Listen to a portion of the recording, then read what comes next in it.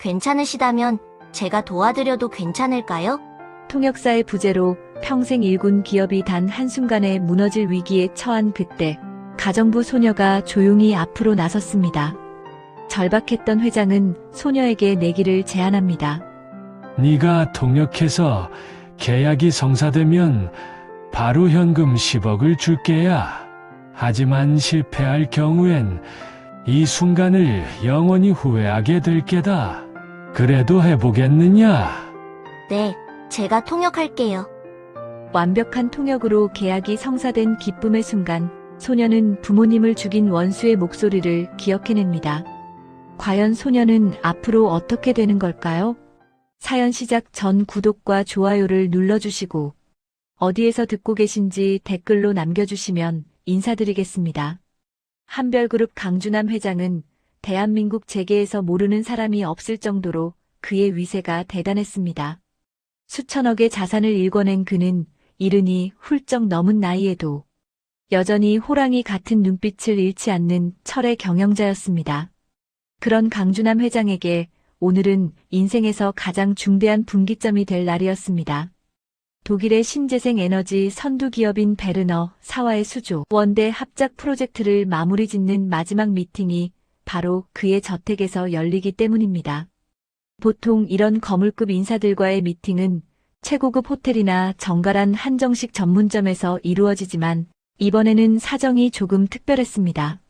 평소 한국의 전통 문화에 관심이 많았던 독일 투자자들이 화려한 식당 음식 말고 한국의 재벌 회장이 집에서 평소에 즐겨 먹는 진짜 한국식 집밥을 대접받고 싶다는 파격적인 제안을 해왔기 때문입니다. 까다롭기로 소문난 독일인들의 마음을 사로잡기 위해 강준남 회장은 기꺼이 자신의 평창동 저택 문을 열기로 결정했습니다. 이 집에서 수십 년째 살림을 도맡아오며 강 회장의 두터운 신임을 받고 있는 터줏대감 입주 가정부 김말순 할머니가 나설 차례였습니다. 김말순 할머니는 강 회장의 식성부터 건강 상태, 심지어는 기분까지도 누구보다 먼저 읽어내는 인물이었습니다. 오늘 같은 중요한 날, 저택의 주방은 이른 새벽부터 전쟁터를 방불케 할 만큼 분주했습니다.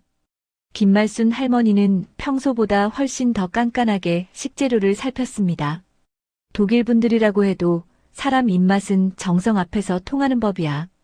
할머니는 혼잣말을 하며 국물 맛을 내기 위해 정성껏 우려낸 육수의 깊이를 몇 번이고 다시 맛보았습니다. 그 곁에는 김말순 할머니의 외손녀로 알려진 10살 소녀 희수가 고사리 같은 손을 보태고 있었습니다. 희수는 강 회장의 허락하에 할머니의 방에서 함께 지내며 저택의 잔심부름을 돕고 있었습니다. 어린 나이임에도 불구하고 희수는 눈썰미가 보통이 아니었습니다.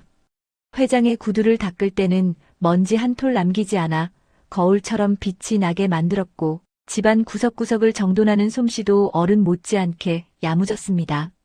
강 회장은 가끔 그런 희수를 보며 어린애가 참 성실하고 싹싹하구나라고 짧게 칭찬을 건네기도 했습니다.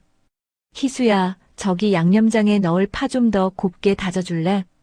독일 손님들이 드실 거라 양념이 너무 튀지 않으면서도 깊은 맛이 나야 한단다. 김말순 할머니의 부드러운 목소리에 희수는 고개를 끄덕이며 도마 앞에 섰습니다. 탁탁탁 소리를 내며 일정한 간격으로 식재료를 손질하는 희수의 뒷모습은 믿음직스러웠습니다. 거실 소파에 앉은 강준남 회장은 시계를 확인하며 비서진들에게 마지막 지시를 내리고 있었습니다. 이번 계약만 성사되면 한별그룹은 명실상부한 글로벌 기업으로 우뚝 서게 됩니다. 강 회장의 신경은 그 어느 때보다 날카롭게 서 있었고 저택 안은 팽팽한 긴장감이 감돌았습니다. 그런데 손님들이 도착하기 불과 1시간 전 누구도 예상치 못했던 청천벽력 같은 소식이 전해졌습니다. 이번 미팅의 통역을 완벽하게 수행하기 위해 독일 현지에서 입국할 예정이었던 전문 통역사 박 팀장에게서 긴급한 연락이 온 것이었습니다. 해외 출장을 마치고 급히 비행기에 올랐으나 갑작스러운 기상 악화로 인해 모든 비행편이 결항되어 제 시간에 도착하는 것이 도저히 불가능하다는 내용이었습니다. 뭐라고? 아직도 독일이라고? 이게 지금 제정신으로 할 소린가. 강준남 회장의 불호령이 거실 벽을 뚫고 나갈 듯이 울렸습니다. 비서진들은 사색이 되어 여기저기 전화를 돌리기 시작했습니다. 하지만 독일어와 한국어를 완벽하게 구사하면서 수조원대 규모의 비즈니스 전문 용어까지 막힘없이 전달할 수 있는 전문 통역사를 이 짧은 시간에 구하는 것은 불가능에 가까운 일이었습니다. 회장님, 정말 면목 없습니다. 지금 급하게 인력 업체를 수색하고는 있지만 보안 문제와 전문성을 고려했을 때 당장 이곳 평창동까지 도착할 수 있는 인력이 없습니다. 윤 전무가 식은땀을 흘리며 보고했습니다. 윤 전무는 평소 강 회장의 신복처럼 행동하며 차기 후계 자리를 노리는 야심가였지만 이런 천재지변 앞에서는 그저 속수무책으로 고개를 숙일 뿐이었습니다. 강준남 회장은 눈을 감고 지끈거리는 이마를 짚었습니다. 이번 계약은 단순히 돈 몇 푼의 문제가 아니었습니다. 독일 투자자들은 약속과 신의를 무엇보다 중요하게 여기는 사람들이었습니다. 통역사가 없어 대화가 제대로 이어지지 않거나 미팅이 지연된다면 그들은 한별그룹의 준비성을 의심하며 미련 없이 자리를 뜰 것이 분명했습니다. 회장은 절망적인 기분을 억누르며 현관 쪽을 바라보았습니다. 그때였습니다. 저택의 대문을 통과하는 검은색 고급 세단들의 행렬이 보였습니다. 독일 베르너 사해 밀러 회장 일행이 도착한 것이었습니다. 강준남 회장은 어쩔 수 없이 굳은 표정을 애써 풀고 손님들을 맞이하기 위해 현관으로 나갔습니다. 통역사가 없는 최악의 상황이었지만 주인으로서 손님을 문 밖에서 기다리게 할 수는 없었기 때문입니다. 저택의 넓은 식탁에는 김말순 할머니와 희수가 정성으로 차려낸 한국식 집밥이 정갈하게 놓였습니다. 구수한 된장찌개, 냄새와 달콤 짭짤한 불고기, 그리고 형형색색의 나물들이 보기 좋게 자리를 잡았습니다. 밀러 회장 일행은 정성 가득한 상차림을 보며 호기심 어린 표정을 지었으나 이내 대화가 통하지 않는 답답함에 분위기는 급격히 냉랭해졌습니다. 강 회장이 영어로 짧은 인사를 건네며 대화를 시도해 보았지만 독일 측 투자자들은 기술적인 세부 사항에 대해 독일어로 날카로운 질문을 던지기 시작했습니다. 비즈니스는 신뢰와 소통이 기본입니다. 그런데 이 자리에 저희의 언어를 이해하는 사람이 아무도 없다는 건 저희를 존중하지 않는다는 뜻입니까? 밀러 회장이 독일어로 차갑게 한마디를 내뱉었습니다. 비록 그 뜻을 다 알아듣지는 못했지만 강 회장은 상대의 눈빛과 어조에서 이미 실망감이 가득 찼음을 읽을 수 있었습니다. 윤 전무와 비서진들은 안절부절 못하며 번역기라도 돌려보려 했지만 복잡한 에너지 산업 용어를 번역기가 정확히 짚어내기엔 역부족이었습니다. 계약 파기라는 단어가 강준남 회장의 머릿속을 스쳐 지나가던 그때였습니다. 식사 서빙을 돕기 위해 조용히 수저를 놓던 10살 소녀 희수가 갑자기 한 걸음 앞으로 나섰습니다. 희수는 밀러 회장의 눈을 똑바로 바라보며 아주 맑고 단단한 목소리로 유창한 독일어를 구사하기 시작했습니다. 갑작스러운 기상 악화로 함께 하기로 했던 전문 통역사가 제 시간에 도착하지 못했습니다. 귀한 발걸음을 해주신 손님들께 한별그룹을 대신해 깊은 사과의 말씀을 올립니다. 희수의 입에서 흘러나온 것은 단순한 독일어가 아니었습니다. 독일 현지의 아주 고전적이고 품위 있는 억양이 섞인 완벽한 언어였습니다. 밀러 회장은 들고 있던 물컵을 내려놓으며 눈을 크게 뜨고 희수를 쳐다보았습니다. 아니, 이 조그만 아이가 독일어를 하는 건가? 그것도 이렇게나 완벽하고 정중한 표현으로. 밀러 회장의 목소리에 경이로움이 섞였습니다. 강준남 회장의 눈동자 역시 크게 흔들렸습니다. 매일 아침 자신의 구두를 닦고 할머니 곁에서 나무를 다듬던 그 조그만 아이가 지금 수조 원짜리 위기 앞에서 구원자처럼 서 있었던 것입니다. 김말순 할머니는 뒤쪽에서 희수의 소매를 붙잡으며 당황한 기색을 감추지 못했습니다. 희수가 독일어를 할 줄 안다는 것은 알았지만 이렇게나 유창하게, 더군다나 이렇게 무시무시한 어른들 앞에서 말을 내뱉을 줄은 꿈에도 몰랐기 때문입니다. 하지만 희수의 눈빛은 그 어느 때보다 차분하고 단호했습니다. 희수는 할머니의 떨리는 손을 살며시 쥐어주며 안심시킨 뒤 다시 한번 강준남 회장과 독일 투자자들을 번갈아 보았습니다. 괜찮으시다면 제가 도와드려도 괜찮을까요? 10살 희수가 내뱉은 유창한 독일어에 평창동 저택의 식당은 그야말로 얼음물을 끼얹은 듯한 정적에 휩싸였습니다. 하지만 그 정적은 오래가지 않았습니다. 가장 먼저 정신을 차린 것은 강 회장의 최측근이자 비서실을 총괄하는 윤 전무였습니다. 그는 눈짓으로 사람들에게 양해를 구한 뒤 급히 희수를 끌고 나왔습니다. 이게 지금 뭐 하는 짓이야? 여기가 어디라고 감히 내까지 깨나서 당장 나가지 못해? 다급히 뒤따라 나온 김말순 할머니는 온몸을 사시나무 떨듯 떨며 희수를 자기 뒤로 숨기려 애썼습니다. 할머니는 희수가 독일어를 할 줄 안다는 사실이 이토록 큰 화가 되어 돌아올 줄은 꿈에도 몰랐습니다. 할머니는 연신 허리를 굽히며 윤 전무에게 손이 발이 되도록 빌었습니다. 죄송합니다, 전무님. 죽을 죄를 지었습니다.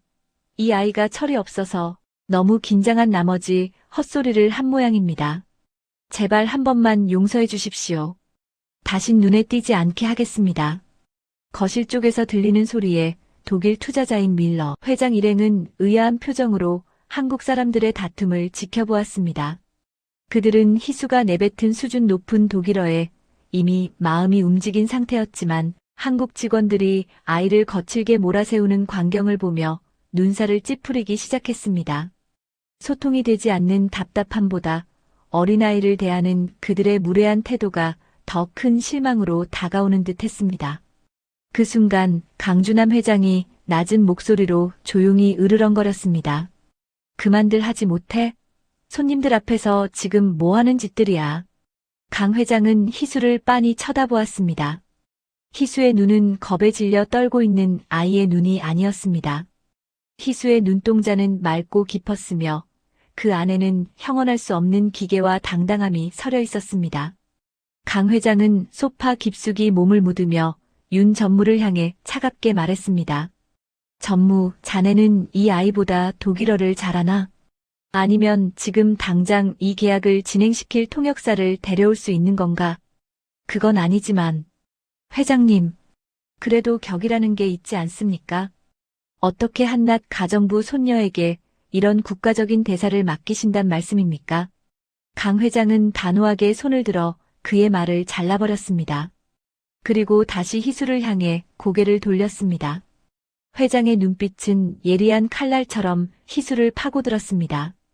이것은 단순한 확인이 아니라 한 기업의 수장으로서 던지는 마지막 시험이었습니다. 희수야, 네가 지금 무슨 말을 했는지 알고 있는 게냐? 오늘 여기 오신 분들은 아주 먼 곳에서 귀한 발걸음을 하신 분들이다. 내 말 한마디에 우리 한별그룹의 앞날과 수만 명 직원의 생계가 달려있어. 그래도 할 수 있겠느냐? 희수는 주저하지 않았습니다. 할머니의 떨리는 손이 자신의 옷자락을 붙잡고 있다는 것을 느꼈지만 희수는 오히려 할머니의 손을 가볍게 토닥여 주었습니다. 그리고 강 회장의 눈을 똑바로 응시하며 대답했습니다. 회장님, 아까 얼핏 대체 통역사분이 급히 오고 계시다고 들었습니다. 시간을 벌 정도는 충분히 할 수 있습니다.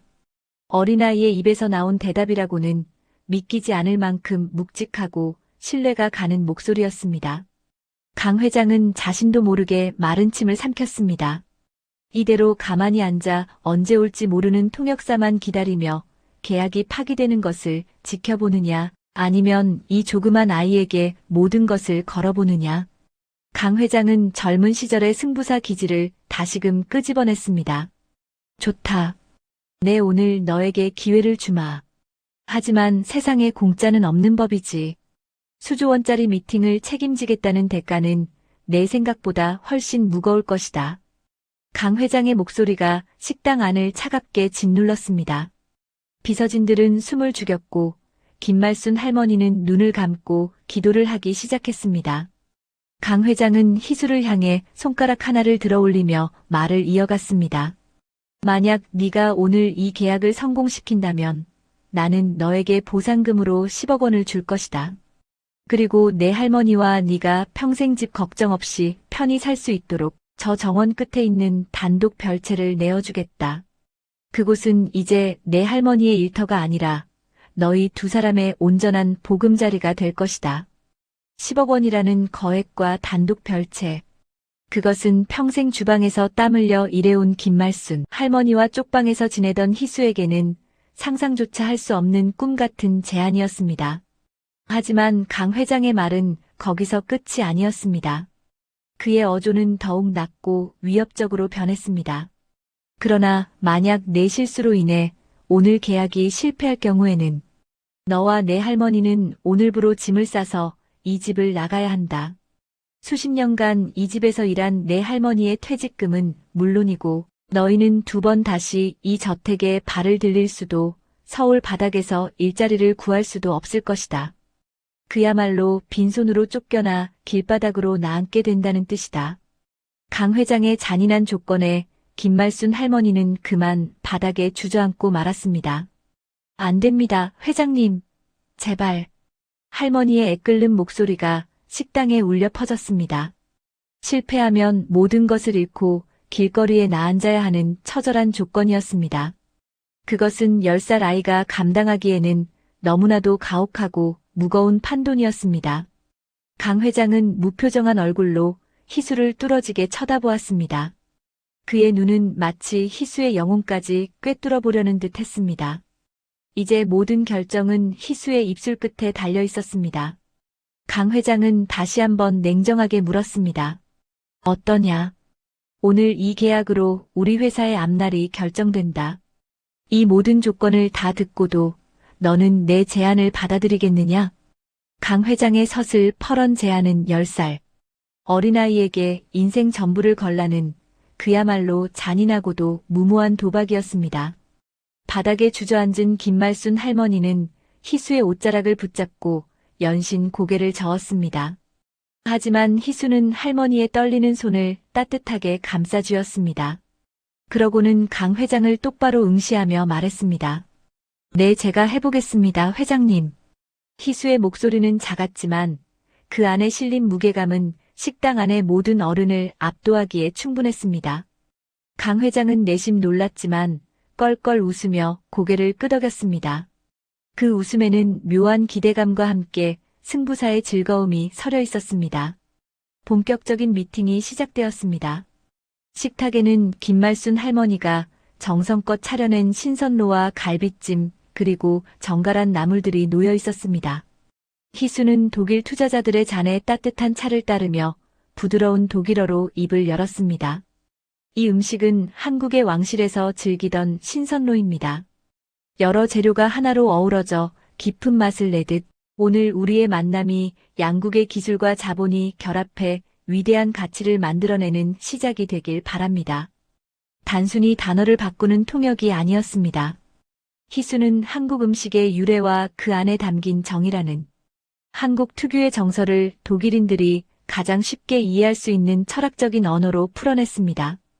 밀러 회장을 비롯한 독일 투자자들은 처음 보는 동양의 어린아이가 내뱉는 품격 있는 언어와 해박한 지식에 숟가락을 멈추고 몰입하기 시작했습니다. 대화는 곧 신재생 에너지 사업의 핵심적인 기술 논의로 이어졌습니다. 탄소 중립, 수소 에너지 지분 구조, 유럽 시장의 환경 규제 등 어른들도 혀를 내두를 법한 복잡한 용어들이 쏟아졌습니다. 강 회장이 한국어로 단호하게 경영 방침을 말하면 희수는 그 말 속에 담긴 강 회장의 뚝심과 신뢰를 독일인들의 가슴에 와닿게 다듬어 전달했습니다. 미팅이 진행될수록 독일 투자자들의 눈빛은 의구심에서 확신으로 다시 경외심으로 변해갔습니다.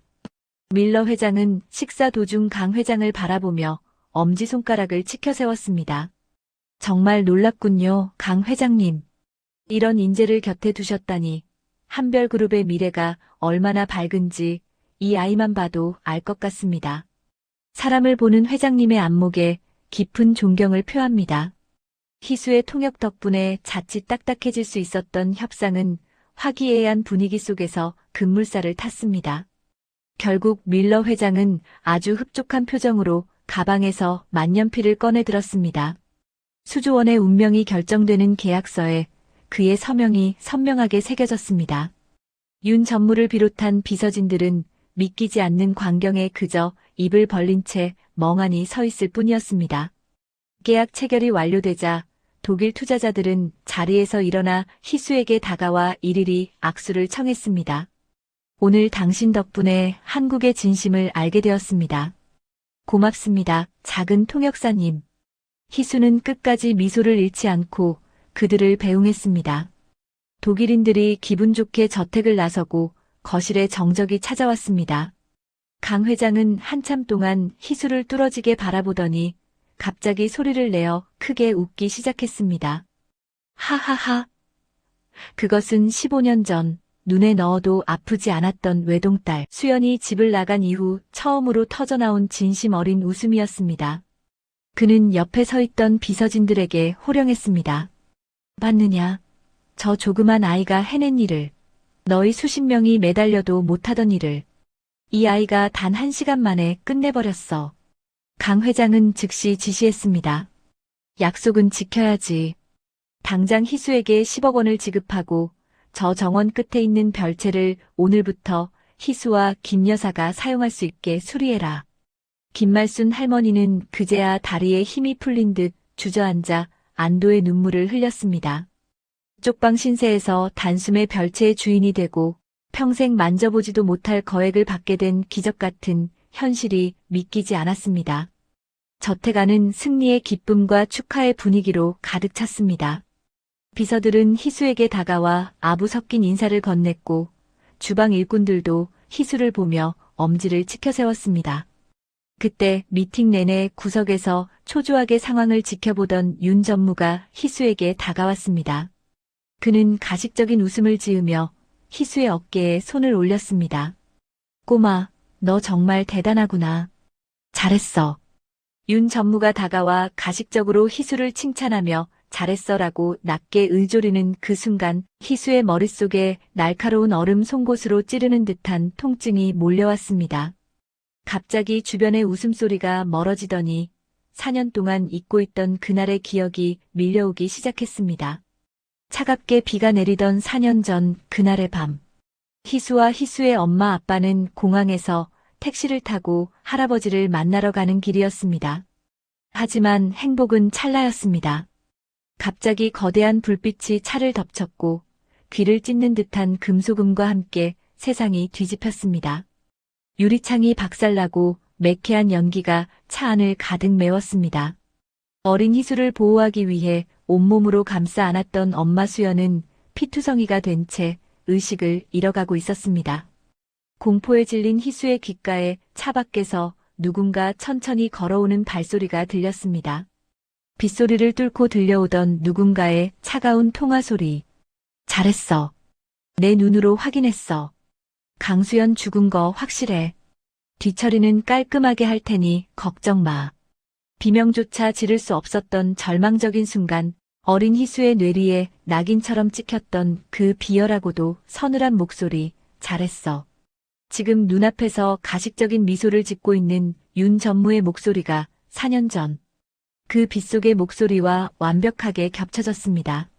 사고 직후 충격으로 단기 기억상실증에 걸렸던 희수의 단단히 묶여있던 그날의 진실된 기억이 윤 전무의 목소리로 깨어난 것입니다. 희수는 온몸의 피가 거꾸로 솟는 듯한 소름이 돋았습니다. 희수의 손끝이 하얗게 질리고 가슴은 터질 듯이 뛰었습니다. 윤 전무는 희수의 표정이 창백하게 변한 것을 눈치채지 못한 듯 다시 한번 친근하게 머리를 쓰다듬으려 손을 뻗었습니다.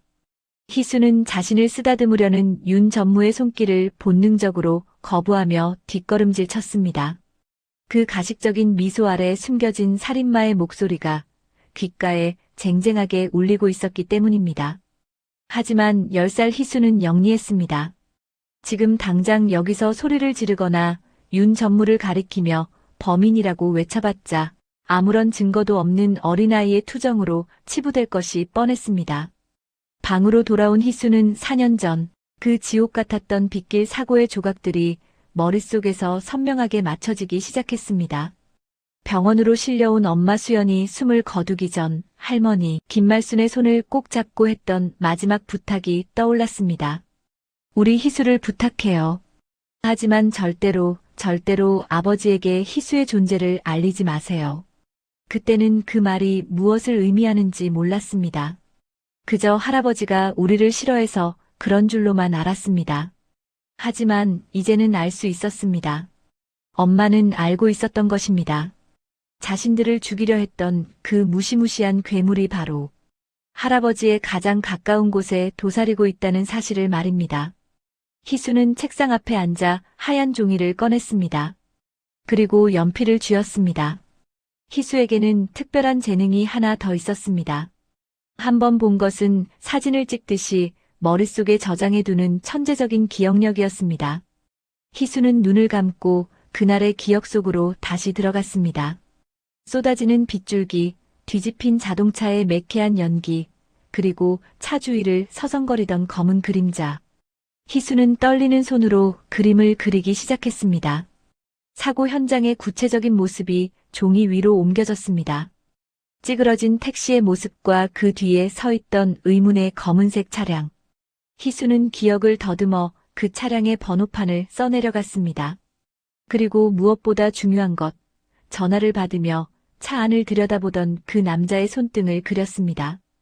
윤 전무의 손등에는 초승달 모양의 아주 특이한 흉터가 있었습니다. 아까 희수의 머리를 쓰다듬으려 할 때 보았던 바로 그 흉터였습니다. 그림을 완성한 희수의 눈에는 결의가 서렸습니다. 이제는 할아버지에게 진실을 말해야 할 때였습니다. 이것은 단순히 복수를 위한 것이 아니라 하나뿐인 가족인 할아버지를 그 악마의 소나기에서 구해내기 위한 유일한 방법이기도 했습니다. 그날 밤 희수는 강 회장의 서재문을 두드렸습니다.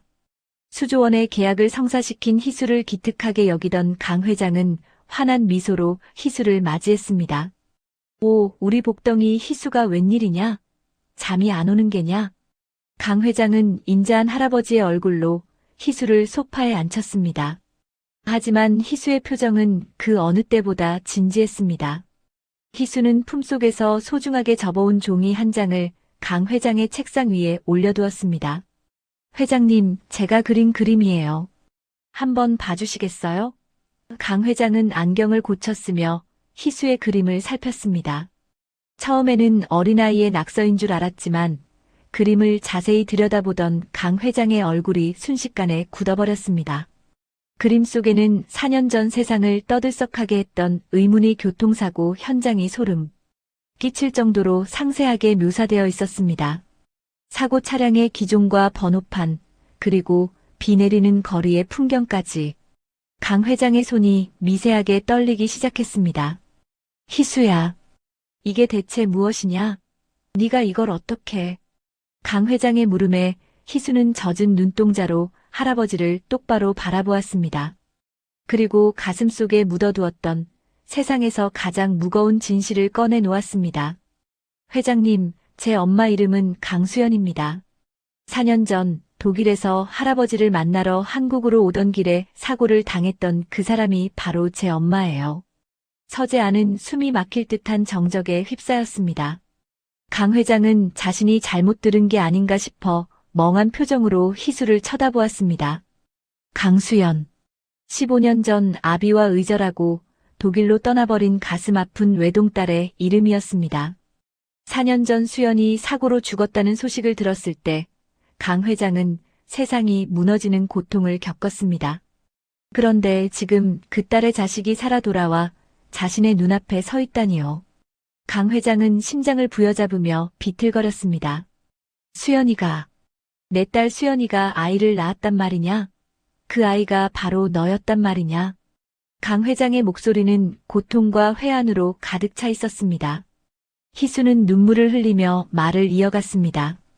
엄마와 아빠가 자신을 온몸으로 감싸 안아 겨우 살아남았다는 것, 병원에서 엄마가 숨을 거두기 전 김할머니에게 자신을 부탁하며 절대 할아버지에게 알리지 말라고 유언을 남겼다는 것까지 하나하나 이야기했습니다. 회장님, 저는 그날 엄마가 할머니께 왜 그런 부탁을 하셨는지 알 수가 없었어요.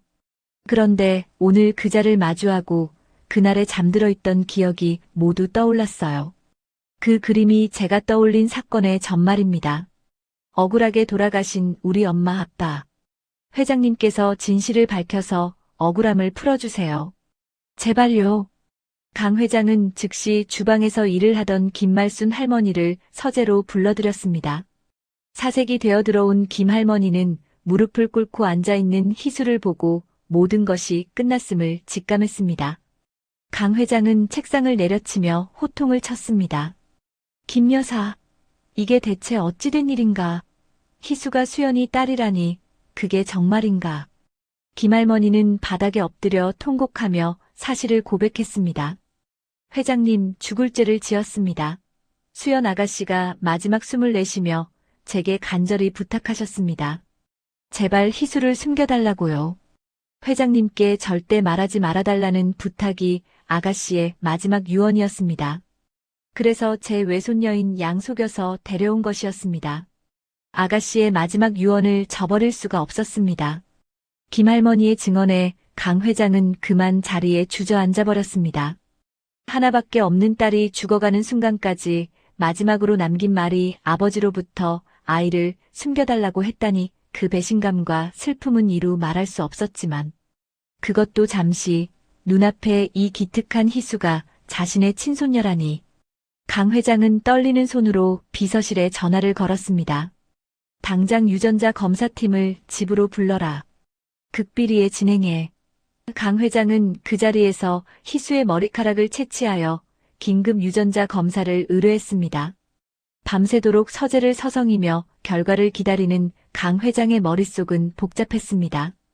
희수가 성취해낸 수조원의 계약, 그 놀라운 천재성, 그리고 자신을 쏙 빼닮은 당당한 기계, 그리고 왠지 모르게 자꾸 희수의 눈망울에서 수연이 떠오르던 그 이유까지. 이제야 모든 의문이 풀리는 기분이었습니다. 새벽녘 드디어 검사 결과가 도착했습니다. 서류 봉투를 뜯는 강 회장의 손이 파르르 떨렸습니다. 종이 위에는 친자 관계 일치율 99.9%라는 문구가 선명하게 찍혀 있었습니다.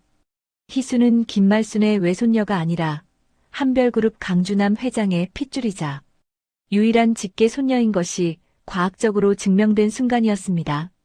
강 회장은 결과지를 가슴에 품고 오열했습니다. 내 새끼, 내 강아지, 네가 내 손녀였구나. 그 험한 일을 겪고도 이렇게 살아남아 주었구나. 강 회장은 소파에서 지쳐 잠든 희수를 품에 안았습니다. 가녀린 아이의 몸에서 느껴지는 따뜻한 온기가 강 회장의 가슴을 적셨습니다.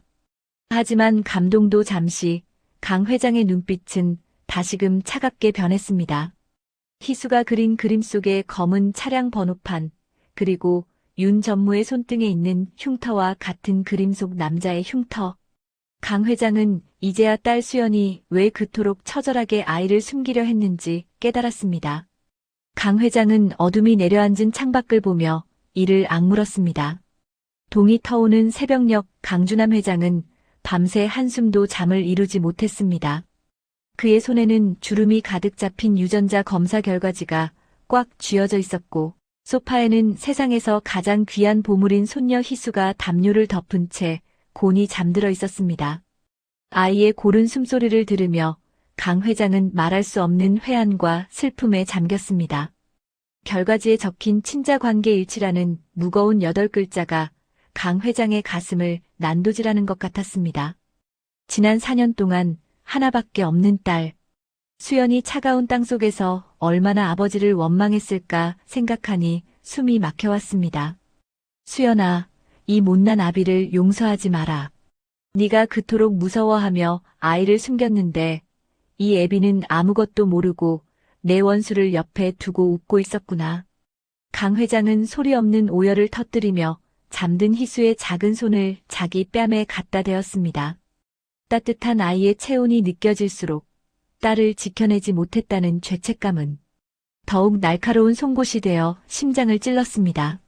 한참을 울던 강 회장은 떨리는 몸을 추스르며 조용히 서재 문을 열었습니다. 문 밖에는 밤새 석고대죄하는 마음으로 서 있던 김말순 할머니가 초췌한 모습으로 기다리고 있었습니다.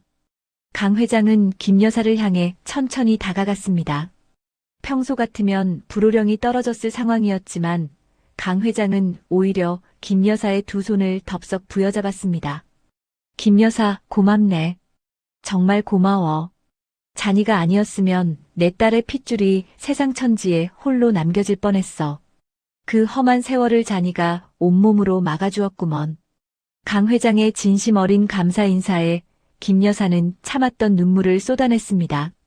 회장님, 제가 아가씨의 유언을 지키느라 사실대로 말씀드리지 못한 것을 너그러이 용서해 주십시오.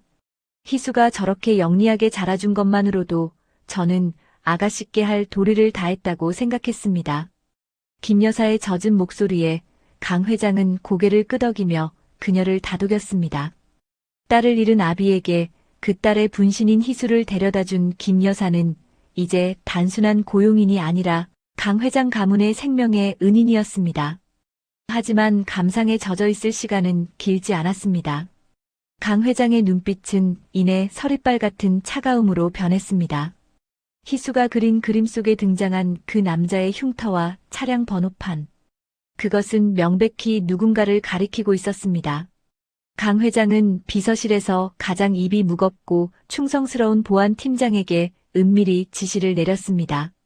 4년 전 그날 딸 수연의 입국 기록부터 사고 당시의 모든 자료를 단 하나도 빠짐없이 다시 조사하라는 명령이었습니다.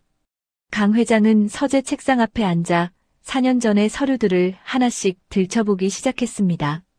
당시에는 단순한 빗길 교통사고로 종결되었던 사건이었습니다. 하지만 다시 들여다본 기록들은 이상한 점투성이었습니다. 독일에서 조용히 귀국하려던 수연의 비행기 시간과 입국, 경로를 정확히 알고 있던 사람은 비서실에서도 극소수였습니다. 특히 당시 비서실장이었던 윤 전무는 모든 일정의 관리자였습니다. 강 회장은 떨리는 손으로 입국 당일의 보안 일지를 확인했습니다. 역시나 윤 전무의 행적이 묘연했던 몇 시간이 발견되었습니다. 조사가 진행될수록 추악한 진실이 하나씩 껍질을 벗고 드러났습니다. 강 회장에게는 수연 외에는 자식이 없었습니다. 만약 수연이 돌아오지 않는다면 한별그룹의 막대한 재산과 후계, 자리는 자연스럽게 강 회장의 두터운 신임을 받던 윤 전무에게 흘러갈 판이었습니다. 하지만 15년 만에 딸이 아이를 데리고 돌아온다는 소식은 윤 전무에게는 청천벽력 같은 위협이었을 것입니다. 자신의 야욕을 위해 수십 년간 자신을 믿어준 주인의 딸을 죽음으로 몰아넣은 것입니다. 강 회장은 조사보고서를 읽으며 이를 악물었습니다. 희수의 증언대로 당시 사고 현장 주변을 서성이던 검은색 차량의 소유주는 윤 전무가 관리하던 법인 명의의 차량이었습니다. 사고 직후 급히 폐차 처리되었다는 기록까지 찾아내자 강 회장은 온몸이 떨려오는 분노를 주체할 수 없었습니다. 윤 전무 내 놈이 감히 내 딸의 목숨을 앗아가고도 내 눈앞에서 충복 노릇을 했단 말이냐. 강 회장은 주먹으로 책상을 내리쳤습니다. 강 회장은 이제 확신했습니다.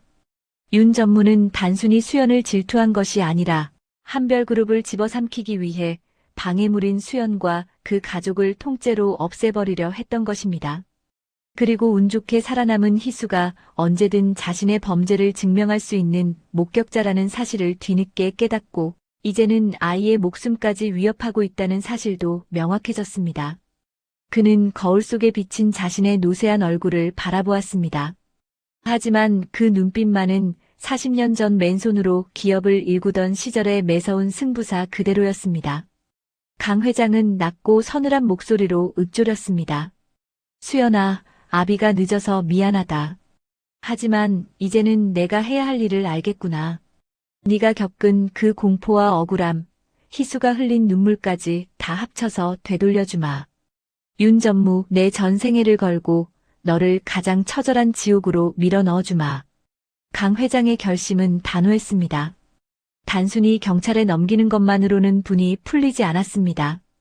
법의 테두리 안에서 할 수 있는 가장 잔인하고도 철저한 파멸을 기획하기 시작했습니다. 윤 전무가 쌓아온 모든 공든 탑을 하나씩 무너뜨리고 그가 가장 높이 올라갔다고 믿는 순간에 가장 깊은 나락으로 떨어뜨릴 준비를 마쳤습니다. 그것은 아비로서 딸에게 줄 수 있는 마지막 선물이었고 살아남은 손녀 희수에게 약속하는 정이었습니다. 서재 안에는 서슬 퍼런 복수의 기운이 가득 찼고 한별그룹의 호랑이 강준함 회장은 이제 먹잇감을 향해 조용히 발톱을 드러내기 시작했습니다. 강준함 회장의 저택 안은 겉으로는 평온해 보였지만 그 수면 아래에서는 거대한 폭풍이 몰아치고 있었습니다. 강 회장의 태도는 하룻밤 사이에 서늘할 정도로 바뀌어 있었습니다. 평소 자신을 그림자처럼 따르던 윤 전무를 대하는 눈빛과 비서실, 직원들을 대하는 말투는 칼날처럼 날카로웠습니다. 수십 년간 강 회장의 곁을 지키며 그의 숨소리 하나로 기분을 파악해온 윤 전무는 이 심상치 않은 변화를 단번에 감지했습니다. 무엇보다 윤 전무를 공포에 떨게 만든 것은 강 회장이 극비리에 외부 의료진을 불러 유전자 검사를 진행했다는 첩보였습니다. 윤 전무는 자신의 집무실 의자에 깊숙이 몸을 묻고 마른 침을 삼켰습니다. 설마 그럴 리가 없어. 그 빗길에서 살아남았을 리가 없단 말이다. 윤 전무는 4년 전 그날을 떠올렸습니다. 자신이 직접 고용한 해결사들이 차를 완전히 박살냈고 강수연이 숨이 끊어지는 것까지 현장에서 자신이 직접 확인했습니다. 그런데 이제 와서 강 회장이 유전자 검사라니요. 윤 전무의 머릿속에는 어제 독일 투자자들 앞에서 유창하게 독일어를 내뱉던 가정부 할머니의 손녀 희수의 모습이 떠올랐습니다. 그 당당한 기계와 맑은 눈망울, 그리고 자신을 쳐다보던 그 서늘한 눈빛까지 모든 조각이 하나로 맞춰지는 순간 윤 전무는 등줄기에 차가운 소름이 돋는 것을 느꼈습니다. 윤 전무는 더는 가만히 앉아 있을 수 없었습니다. 만약 그 아이가 정말 강수연의 딸이라면, 그리고 강 회장이 그 사실을 알아챘다면 자신의 목숨은 오늘 내일 하는 처지였습니다. 그는 확인을 위해 강 회장의 서재로 향했습니다.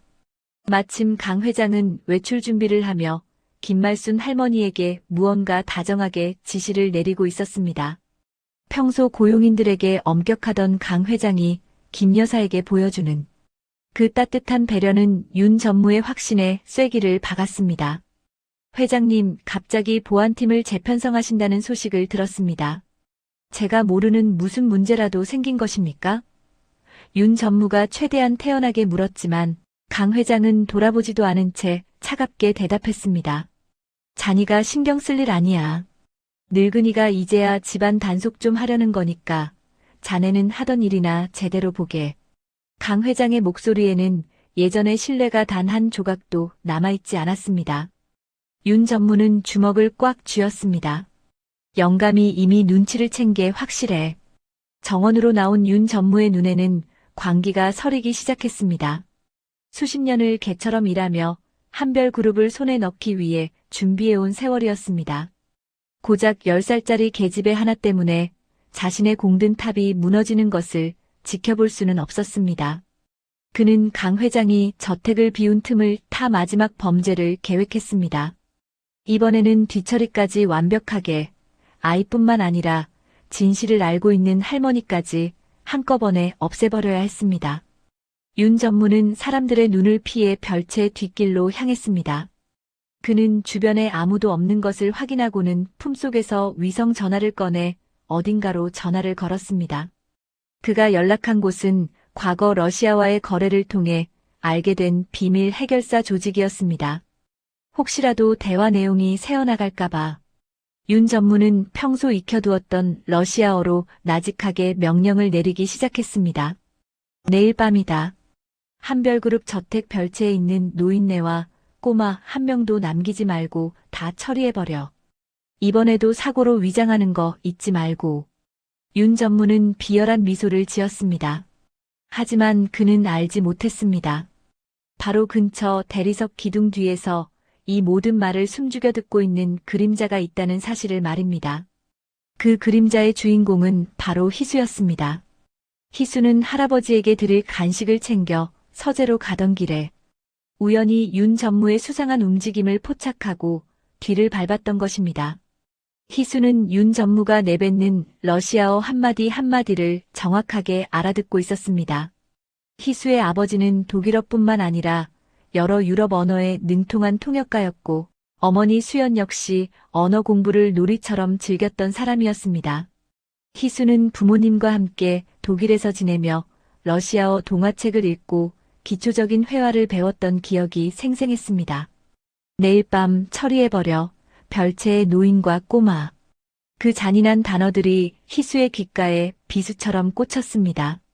희수는 온몸이 사시나무 떨듯 떨려왔지만 입술을 꽉 깨물고 비명을 참았습니다. 할아버지한테 알려야 해. 할아버지를 찾아야 해.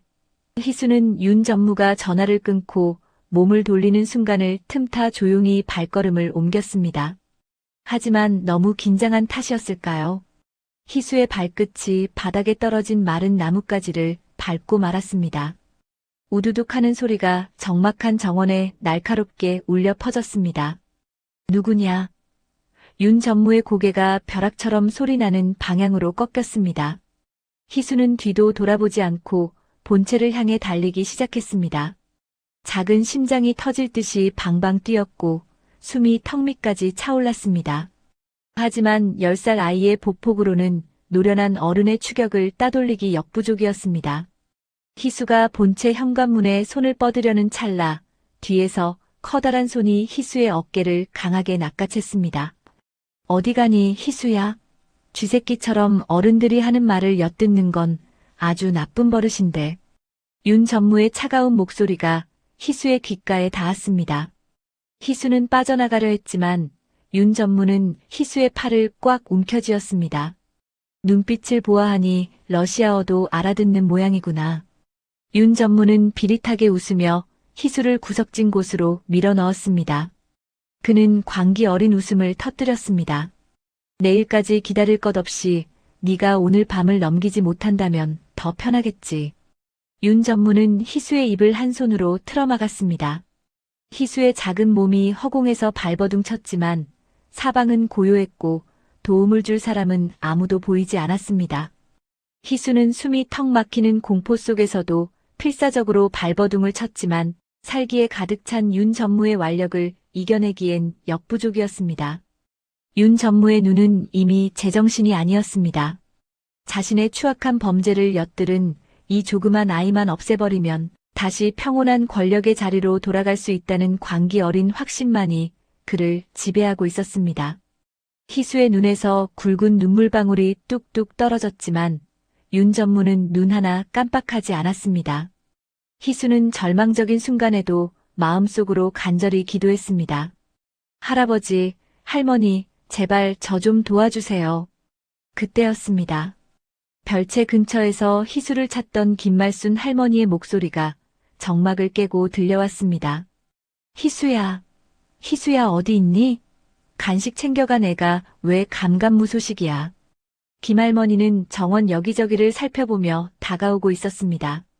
김할머니의 목소리에 윤 전무가 잠시 손에 힘을 뺀 순간 희수가 온 힘을 다해 외쳤습니다. 살려주세요 할머니. 저 여기 있어요. 희수의 발버둥과 윤 전무의 살기 어린 뒷모습을 확인한 김할머니의 눈이 뒤집혔습니다. 김할머니는 평생을 순하게 살아온 노인이었지만 자식 같은 수연을 잃고 유일한 희망인 희수마저 이를 위기에 처하자 초인적인 힘이 솟구쳤습니다. 할머니는 들고 있던 바구니를 내팽개치고 저택이 떠나가라 괴성을 지르기 시작했습니다. 사람 살려. 저놈이 우리 희수 죽이네. 강도야. 사람 살려. 김할머니의 비명은 정적을 찢어발기며 저택 전체로 퍼져나갔습니다. 본체의 문들이 벌컥 열리기 시작하면서 저택을 지키던 보안 요원들의 발자국 소리가 사방에서 들려오기 시작했습니다. 윤 전무는 당황했습니다. 계획대로라면 내일 밤 조용히 처리했어야 할 일인데 이렇게 대낮처럼 밝은 저택에서 현행범으로 잡힐 수는 없었습니다. 그는 희수를 바닥으로 거칠게 밀쳐버리며 성질을 부렸습니다. 쳇, 운 좋은 줄 알아라. 하지만 이게 끝이라고 생각하지 마. 윤 전무는 자신의 얼굴을 가리며 황급히 정원 뒷문을 통해 저택을 빠져나갔습니다. 바닥에 내팽개쳐진 희수는 쿨럭거리며 가쁜 숨을 몰아쉬었습니다. 김할머니는 달려와 희수를 품에 꽉 껴안았습니다. 희수야, 내 새끼 괜찮니? 할미가 늦어서 미안하다. 정말 미안해. 할머니는 희수가 잘못되는 줄 알고 사시나무 떨듯 떨며 목 놓아 울었습니다. 희수 역시 할머니의 품속에서 참았던 울음을 터뜨렸습니다. 소동을 듣고 본체에서 달려나온 강준함 회장은 눈앞의 광경을 보고 얼굴이 하얗게 질렸습니다. 머리는 산발이 되어 울부짖는 김 여사와 겁에 질려 떨고 있는 손녀 희수의 모습. 강 회장의 가슴이 무너져 내리는 것 같았습니다.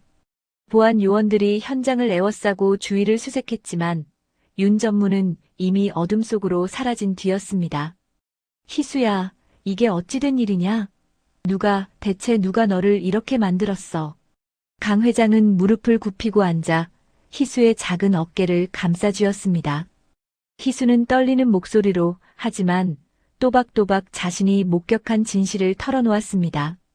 윤 전무가 위성 전화로 러시아어를 하며 누군가에게 지시를 내렸다는 것, 별채에 있는 할머니와 자신을 내일 밤에 사고로 위장에 처리하라고 했다는 잔인한 계획까지 전부 말입니다. 할아버지, 윤 전무 아저씨가 러시아어로 그랬어요. 내일 밤에 다 처리해버리라고요. 저랑 할머니 한 명도 남기지 말라고 했어요.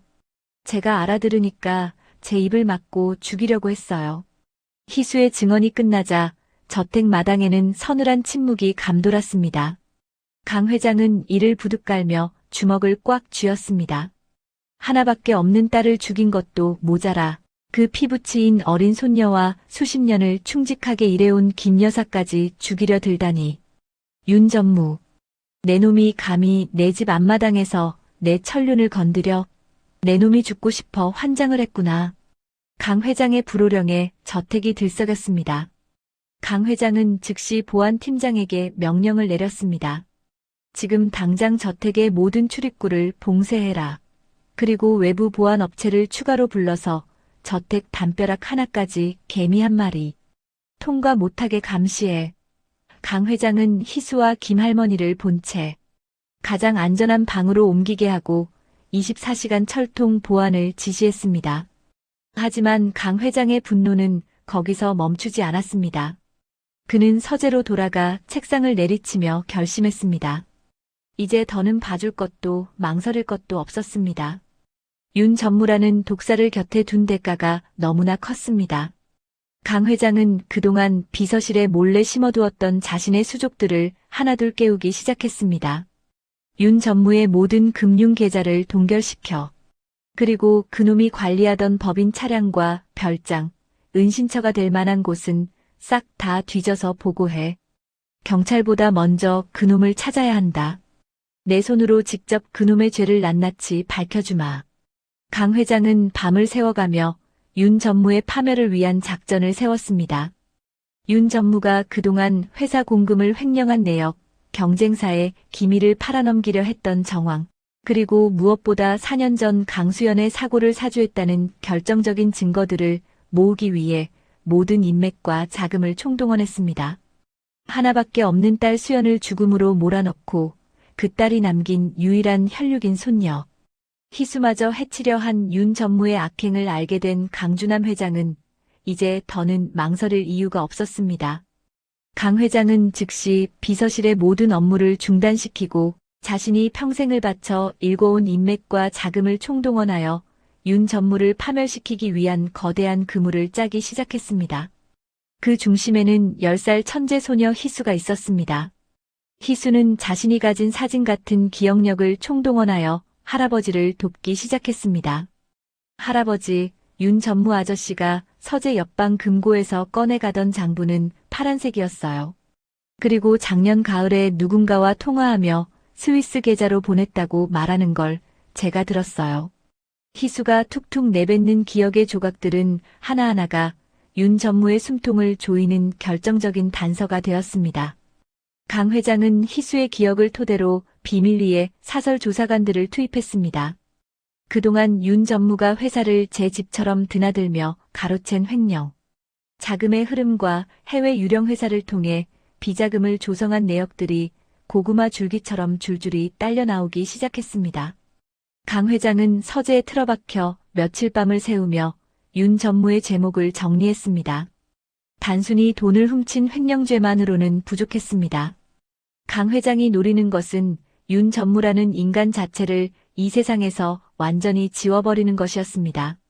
4년 전 강수연의 사고 현장 근처에서 포착되었던 법인 차량의 동선을 다시 추적하고 당시 사고를 위장했던 트럭 운전사의 행방을 끝까지 쫓았습니다. 강 회장의 서슬 퍼런 추격 앞에 꼬리가 밟힌 이들은 결국 돈과 권력 앞에 무릎을 꿇고 윤 전무의 살인 교사를 증언하기 시작했습니다. 윤 전무가 시켰습니다. 수연 아가씨가 탄 택시를 밀어버리라고, 사고로 위장하면 평생 먹고 살 돈을 주겠다고 했습니다. 증언들이 모일수록 강 회장의 눈에서는 핏발이 섰습니다. 결전의 날이 밝았습니다. 한별그룹 본사 로비에는 평소보다 더 무거운 긴장감이 감돌았습니다. 아무것도 모른 채 평소처럼 당당하게 출근하던 윤 전무의 앞을 갑자기 검은 양복을 입은 수십 명의 보안 요원들이 가로막았습니다. 윤 전무님, 회장님의 호출입니다. 지금 당장 대강당으로 가셔야겠습니다. 윤 전무는 당황한 기색이 역력했지만 애써 태연한 척하며 소리를 질렀습니다. 이게 무슨 무례한 짓인가. 내가 누군지 알고 감히 손을 대. 하지만 보안 요원들의 힘에 밀려 윤 전무는 전 직원이 모여있는 대강당으로 끌려가듯 걸음을 옮겼습니다. 강당 문이 벌컥 열리고 윤 전무가 단상 앞으로 내동댕이 쳐졌습니다. 그곳에는 강준남 회장이 서슬 퍼런 호랑이처럼 앉아 있었고 그 곁에는 당당한 모습의 희수가 할아버지의 손을 꼭 잡고 서 있었습니다. 강 회장은 단 한마디의 말도 없이 대형 스크린에 영상을 띄웠습니다. 그 안에는 윤 전무가 비자금을 세탁하던 장면, 해결사들과 비밀리에 접촉하던 블랙박스 영상, 그리고 결정적으로 러시아어로 암살을 지시하던 어젯밤의 통화 녹취록이 장내에 울려 퍼졌습니다. 내일 밤이다. 한별 저택 별채에 있는 노인네와 꼬마 한 명도 남기지 말고 다 처리해버려. 자신의 목소리가 강당 가득 울려 퍼지자 윤 전무의 안색은 흑빛으로 변했습니다. 회장님, 이건 오해입니다. 누군가 저를 함정에 빠뜨린 것입니다. 윤 전무는 바닥에 무릎을 꿇고 빌기 시작했지만 강 회장의 눈은 싸늘하기만 했습니다. 오해라고? 내 딸을 죽이고 이제 내 손녀까지 죽이려 한 내 놈이 감히 오해를 입에 담느냐. 강 회장의 포효에 강당 안은 숨소리조차 들리지 않았습니다. 강 회장의 신호와 함께 대기하고 있던 경찰들이 들이닥쳤습니다. 윤 전무는 전 직원이 지켜보는 가운데 수갑이 채워진 채 처절하게 끌려나갔습니다. 평생을 누려온 명예와 권력이 단 한순간에 무너져 내리는 비참한 광경이었습니다. 윤 전무의 몰락은 그것으로 끝이 아니었습니다. 강 회장은 윤 전무와 내통하며 회사를 갉아먹던 비리 직원들을 싹수부터 잘라냈습니다. 윤 전무가 차명으로 소유했던 수백억 대의 부동산과 해외 주식, 현금 자산은 법원의 판결에 따라 전액 몰수되어 사회에 환원되거나 회사의 손해배상금으로 처리되었습니다. 강 회장은 윤 전무라는 이름 석자를 한별그룹의 역사에서 완전히 지워버리는 동시에 그의 가족들에게도 처절한 대가를 치르게 했습니다. 윤 전무의 횡령 자금으로 호의호식하며 세상 무서운 줄 모르고 날뛰던 그의 자녀들과 아내 역시 하루아침에 전 재산을 압류당하고 길거리로 나앉게 되었습니다. 강 회장은 법조계의 인맥을 동원하여 윤 전무가 평생을 교도소 담장 안에서 썩게 만들었습니다. 살인 교사, 횡령, 배임, 증거인멸 등 그에게 적용된 죄목만 수십 가지였고 결국 법원은 가석방 없는 무기징역이라는 최고형을 선고했습니다. 또한 강 회장은 윤 전무의 가족들이 그를 면회하는 것조차 엄격히 금지하도록 조치했습니다. 자신의 딸 수연과 자신을 죽을 때까지 보지 못하게 갈라놓은 것처럼 윤 전무 역시 사랑하는 가족들과 평생 생이별하는 고통 속에서 살아가게 한 것입니다. 그것은 강 회장이 내릴 수 있는 가장 잔인하고도 공평한 복수였습니다. 하지만 강 회장의 분은 그것으로도 풀리지 않았습니다. 어느 비 내리는 오후 강 회장은 홀로 윤 전무가 수감된 교도소를 찾았습니다. 차가운 쇠창살을 사이에 두고 마주 앉은 두 사람. 예전에 위풍당당하던 모습은 사라지고 죄수복을 입은 채 초라하게 늙어버린 윤 전무를 보며 강 회장은 말없이 VIP 접견실의 카메라를 잠시 껐습니다. 그리고는 자리에서 일어나 번개 같은 손놀림으로 윤 전무의 뺨을 세게 내리쳤습니다. 찰싹하는 소리가 좁은 방 안에 울려 퍼졌습니다. 이건 내 딸 수연이를 대신해서 때리는 것이다. 강 회장은 윤 전무의 멱살을 틀어쥐고 낮고 서늘한 목소리로 말을 이어갔습니다. 내 놈이 감히 내가 준 신뢰를 배신하고 우리 회사를 시커먼 욕망으로 물들인 죄, 감히 내 놈 분수도 모르고 내 딸의 자리를 넘본 죄, 그리고 무엇보다 부모 자식 간의 천륜을 끊어버린 죄. 그 죄값은 죽어서도 다 갚지 못할 것이다. 윤 전무는 고개를 들지 못한 채 벌벌 떨기만 했습니다.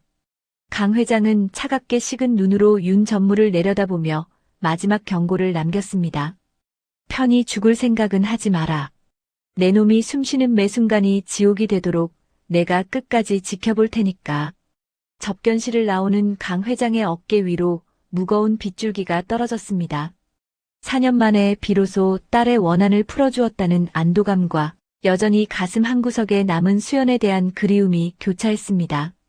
하지만 강 회장은 더는 뒤를 돌아보지 않았습니다. 이제 저택에는 자신을 기다리는 손녀 희수와 충직한 김 여사가 있었습니다. 강 회장은 비에 젖은 얼굴을 닦으며 다짐했습니다. 남은 평생은 희수를 위해 그리고 수연이 그토록 사랑했던 이 세상을 위해 살아가겠노라고 말입니다. 그날 이후 한별그룹의 분위기는 완전히 바뀌었습니다.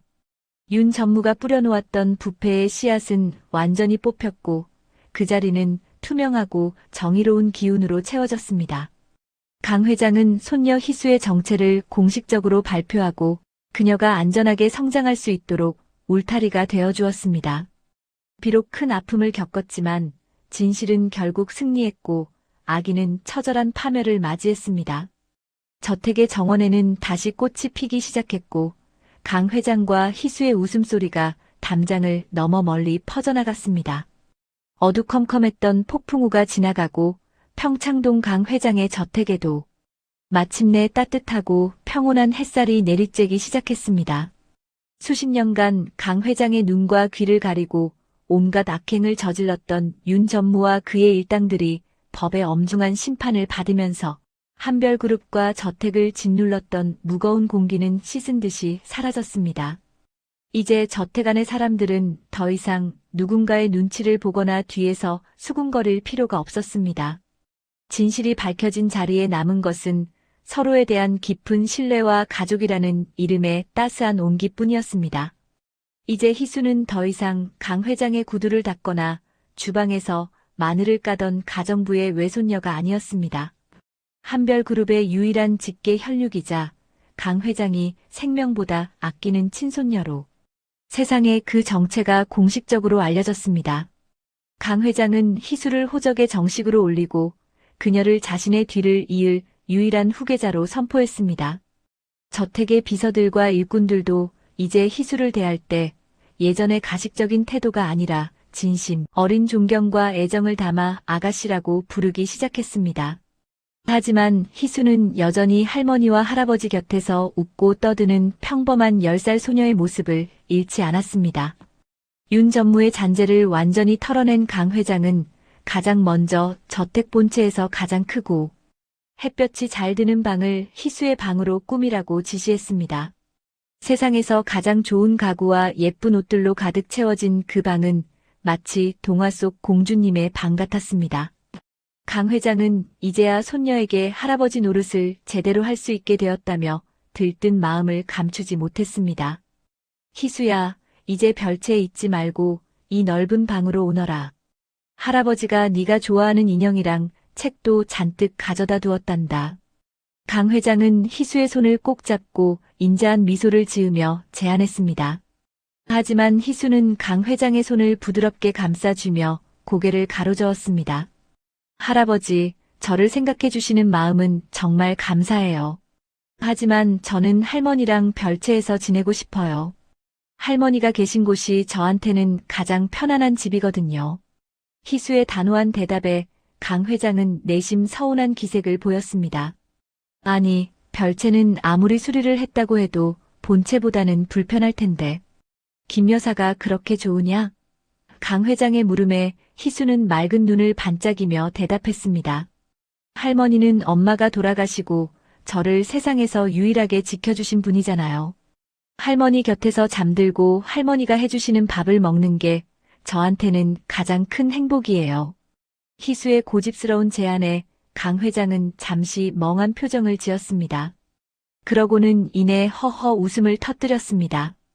허허, 그 고집 하나는 정말 내 엄마 수연이를 쏙 빼닮았구나. 수연이도 자기가 옳다고 믿는 일에는 절대 굽히지 않았지. 네가 내 손녀인 게 확실하구먼. 강 회장은 자신의 뜻을 꺾는 대신 손녀의 진심을 존중해주기로 했습니다. 사실 강 회장도 알고 있었습니다.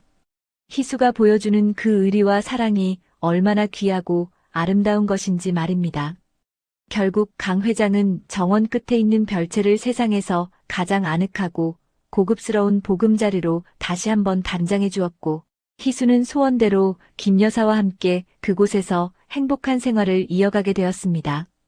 김말순 할머니는 이제 더 이상 고용인이 아니라 강 회장 가문의 소중한 가족이자 희수의 보호자로 대우받았습니다. 강 회장은 김 여사에게 평생을 편히 쉴 수 있는 연금을 마련해주고 저택 안에서도 그녀를 사부인에 준하는 예우로 대하도록 엄명을 내렸습니다. 김 여사는 처음에는 송구하다며 한사코 거절했지만 희수의 간곡한 부탁과 강 회장의 진심 어린 태도에 결국 마음을 열었습니다.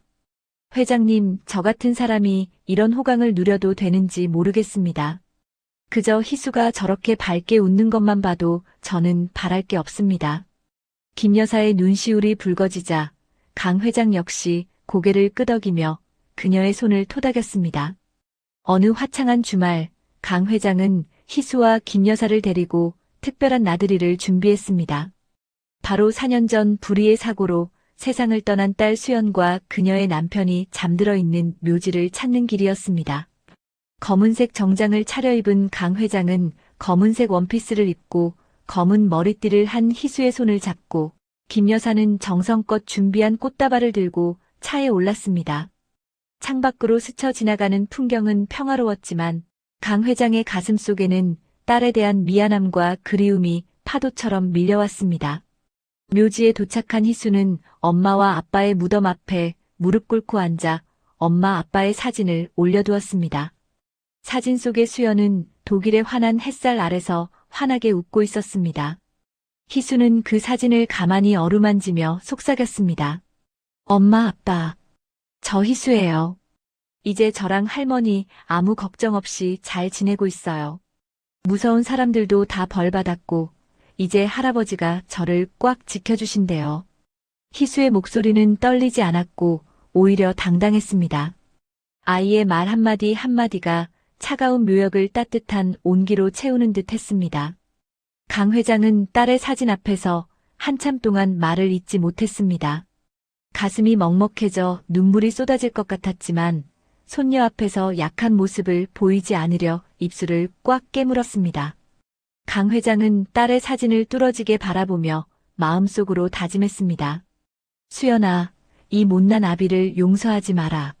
네가 그토록 사랑했던 희수, 이제 이 애비가 목숨을 걸고 지켜내마. 네가 못다 이룬 꿈, 우리 희수가 다 이룰 수 있게 내가 든든한 버팀목이 되어주마. 강 회장은 수연의 사진 옆에 희수의 유전자 검사 결과지와 함께 희수가 수조원의 계약을 성사시켰다는 신문 기사를 조용히 놓아두었습니다. 마치 딸에게 내 딸이 이렇게 장하고 훌륭하게 자랐다고 자랑하는 아버지의 마음이었습니다. 김 여사 역시 수연의 사진 앞에 서서 꽃다발을 내려놓으며 기도를 올렸습니다. 아가씨, 이제 편히 쉬세요. 희수는 이제 아무 걱정 없습니다. 제가 죽는 날까지 아가씨 대신 희수 곁을 지키겠습니다. 김 여사의 진심 어린 기도는 산자와 죽은 자의 경계를 넘어 하늘까지 닿는 듯 했습니다. 세 사람은 한참 동안 그곳에 머물며 못다한 이야기를 나누었습니다. 슬픔보다는 서로를 향한 사랑과 약속이 더 깊게 새겨진 시간이었습니다. 무덤가를 내려오는 길, 강 회장은 희수의 작은 손을 꼭 쥐었습니다. 희수야, 이제 엄마 아빠도 하늘에서 기뻐하고 계실 거다. 네가 이렇게 씩씩하게 잘 자라주었으니 말이다. 희수도 할아버지의 손을 꼭 맞잡으며 활짝 웃어 보였습니다. 네, 할아버지. 엄마랑 아빠가 웃고 계신 것 같았어요. 저 정말 행복해요. 희수의 웃음소리가 맑은 공기를 타고 멀리 퍼져나갔습니다. 저택으로 돌아오는 길, 강 회장은 창밖을 보며 문득 깨달았습니다. 진정한 복수는 악인을 벌하는 것에서 끝나는 것이 아니라 남은 이들이 더 행복하고 건강하게 살아가는 것이라는 사실을 말입니다. 강 회장은 이제야 비로소 15년간 짊어지고 왔던 무거운 마음의 짐을 조금이나마 내려놓은 기분이었습니다. 저택 입구에 들어서자 일꾼들이 환하게 웃으며 그들을 맞이했습니다. 이제 평창동 저택은 더 이상 차가운 권력의 상징이 아니라 사랑과 웃음이 넘치는 진짜 우리 집이 되었습니다. 별채 마당에 핀 꽃들이 바람에 흔들리며 희수를 반겼습니다. 희수는 할머니와 할아버지의 손을 양쪽에서 하나씩 잡고 집으로 걸어 들어갔습니다. 세상에서 가장 강력한 방패인 할아버지와 세상에서 가장 따뜻한 품인 할머니가 곁에 있는 한 희수의 앞날에는 더 이상 어둠이 끼어들 틈이 없었습니다. 가을 하늘은 높고 푸르렀으며 그 아래 서 있는 세 사람의 모습은 한 폭의 그림처럼 아름다웠습니다. 진실의 힘으로 일궈낸 이 평화로운 일상은 희수라는 보석이 더 밝게 빛날 미래를 향한 찬란한 시작이었습니다. 평창동 저택에 불어닥쳤던 모진 바람이 지나간 지도 어느덧 10여 년이라는 긴 시간이 흘렀습니다. 그 사이 강준남 회장의 머리 위에는 하얀 서리가 더 짙게 내려앉았고 꼿꼿했던 허리는 조금 굽었지만 손녀 희수를 바라보는 눈빛만은 세상 그 무엇보다 따뜻하고 인자한 할아버지의 모습으로 변해 있었습니다. 10살의 나이에 수조원의 계약을 성사시켰던 영리한 소녀 희수는 이제 한별그룹의 미래를 짊어질 당당한 재원으로 성장했습니다. 희수는 자라나면서 엄마 수연의 명석한 두뇌와 아빠의 탁월한 언어 능력을 그대로 물려받았음을 증명해 보였습니다.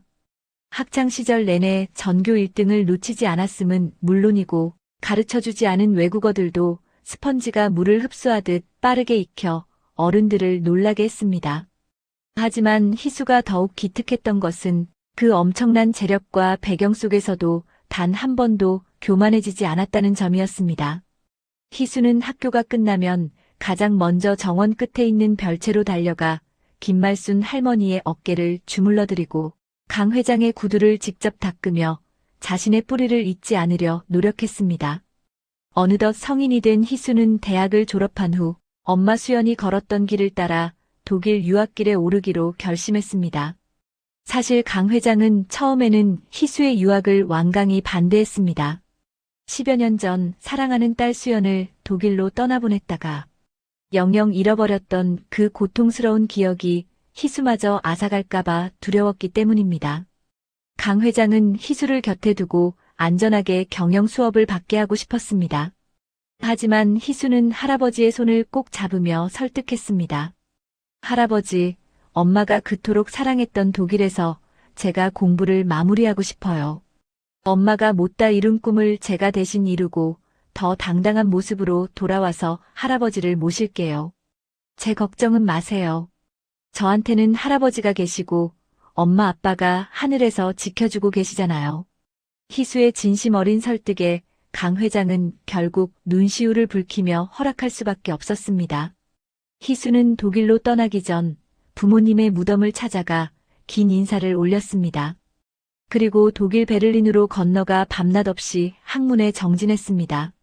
희수는 그곳에서 경영학뿐만 아니라 유럽의 선진 기술과 비즈니스 문화를 직접 몸소 겪으며 한별그룹을 이끌어갈 후계자로서의 자질을 완벽하게 갖추어 나갔습니다. 독일 현지의 전문가들도 희수의 명석함과 추진력에 혀를 내두를 정도였습니다. 유학생활 중에도 희수는 매일같이 한국에 있는 할아버지와 김 여사에게 안부 전화를 거는 일을 잊지 않았습니다. 영상 통화 화면 속에서 희수가 환하게 웃으며 할아버지, 저 오늘 시험에서 최고 점수를 받았어요. 라고 말할 때면 강 회장은 세상 모든 것을 얻은 듯한 행복한 표정을 지었습니다. 김 여사 역시 희수가 보내준 건강식품과 선물을 보며 우리 희수가 최고다라며 주변 사람들에게 자랑하기 바빴습니다. 몇 년 후 희수는 독일에서의 모든 교육과정을 훌륭히 마치고 마침내 한국으로 돌아왔습니다. 공항으로 마중 나간 강 회장은 멀리서 걸어오는 희수의 모습을 보고 순간 숨이 멎는 듯 했습니다. 당당한 걸음걸이와 환한 미소, 그리고 지적인 분위기까지. 그 모습은 마치 10수년 전 딸 수연의 젊은 시절 모습과 너무나도 닮아 있었습니다. 강 회장은 달려와 안기는 손녀를 품에 꽉 안으며 고생 많았다, 내 강아지. 정말 장하구나라며 연신 등을 토닥였습니다. 저택으로 돌아온 희수는 쉴 틈도 없이 한별그룹에 입사하여 본격적인 경영 일선에 뛰어들었습니다. 강 회장은 희수에게 특혜를 주기보다는 그녀의 실력을 전 직원이 인정할 수 있도록 가장 까다롭고 어려운 신사업 프로젝트를 맡겼습니다. 바로 10여 년 전 희수가 10살 때 통역을 맡았던 독일 베르너 사와의 2차 합작 프로젝트였습니다. 희수는 유희수 팀장이라는 명함을 들고 현장을 누볐습니다.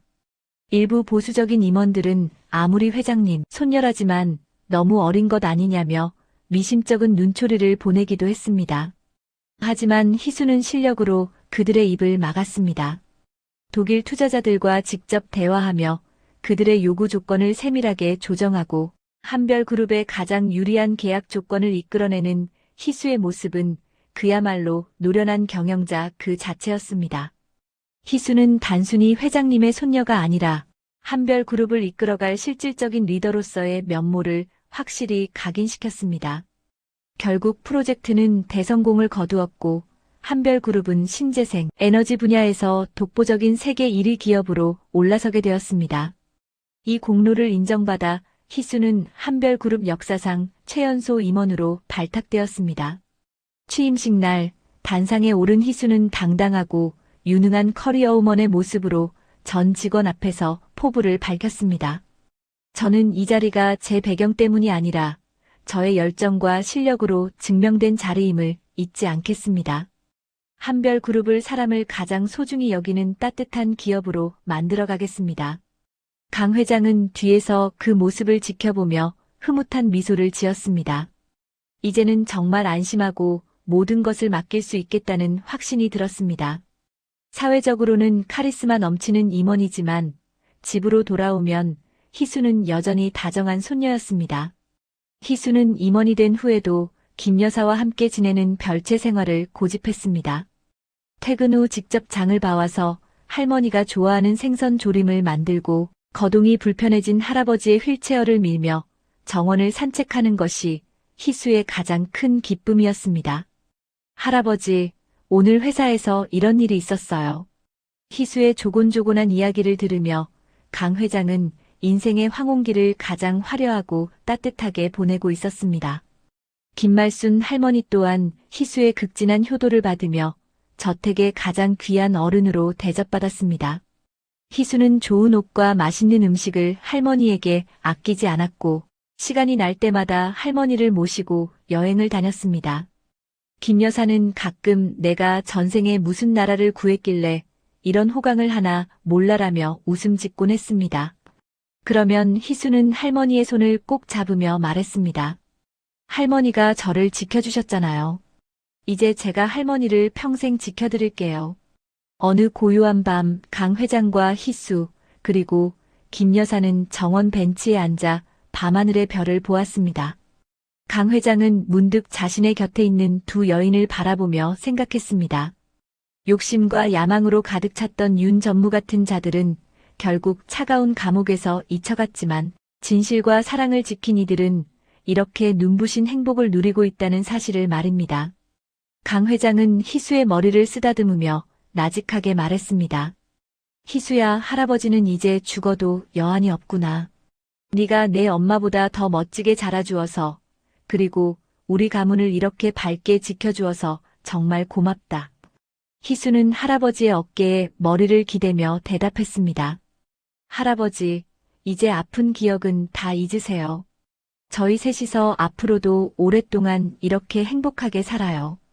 엄마 아빠도 하늘에서 저희 보며 웃고 계실 거예요. 저택의 담장을 넘어 들려오는 귀뚜라미 소리와 밤바람이 세 사람을 포근하게 감싸 안았습니다. 시련은 있었지만 무너지지 않았고 어둠은 깊었지만 빛은 결국 찾아왔습니다. 희수라는 이름처럼 기쁨과 희망이 가득한 이 가족의 이야기는 평창동 저택의 환한 불빛과 함께 영원히 꺼지지 않는 감동으로 남았습니다. 행복한 미소를 지으며 잠자리에 드는 세 사람의 모습 위로 밤하늘의 가장 밝은 별 2개가 유독 반짝이며 그들을 축복하는 듯 했습니다.